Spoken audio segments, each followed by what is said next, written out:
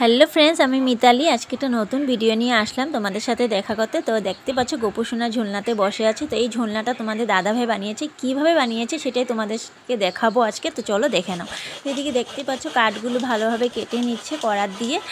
তো ফ্রেমটা বানাবে তার জন্য। তো এদিকে ফ্রেমটা বানানো হয়ে গেছে, মানে অল্প অল্প হয়ে গেছে, একটু কাজ বাকি আছে ফ্রেমটা বানানোর জন্য।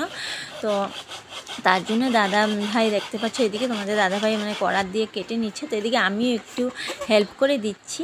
তো এদিকে দেখতে পাচ্ছ ফ্রেমটা বানানো হওয়ার পর তারপর এখানে কাপড়টা লাগিয়ে দিচ্ছে। কাপড়টা লাগাতে হবে, কারণ কাপড়টা না লাগালে ভালো লাগবে না, কাঠটা দেখা যাবে, কাঠটা দেখা গেলে ভালো লাগবে না, তার জন্য।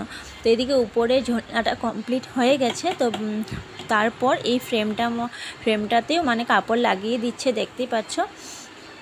দাদাভাই অনেক কষ্ট করছে। তো চলো আরও কাজ দেখে নাও কিভাবে পুরোটা কমপ্লিট হয়, আর কি কেমন লাগলো তোমাদেরকে এই ঝোলনাটা অবশ্যই কিন্তু কমেন্টে জানাবে।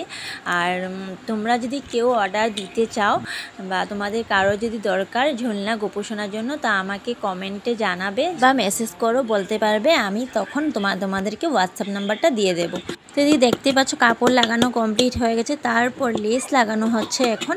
তো পুরোটাতে লেস লাগিয়ে দেবে, তো কারণ লেসটা লাগালে বেশি ফুটবে, রেডের মধ্যে গোল্ডেন, তার জন্য বেশি ভালো লাগবে।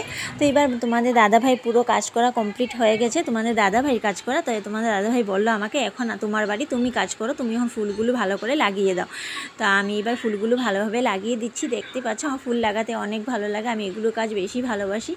তো কেমন লাগলো আমাদের গোপু সোনার ঝুলনাটা অবশ্যই কিন্তু কমেন্টে জানাবে, কিন্তু ভুলবে না কিন্তু। Tata, bye bye.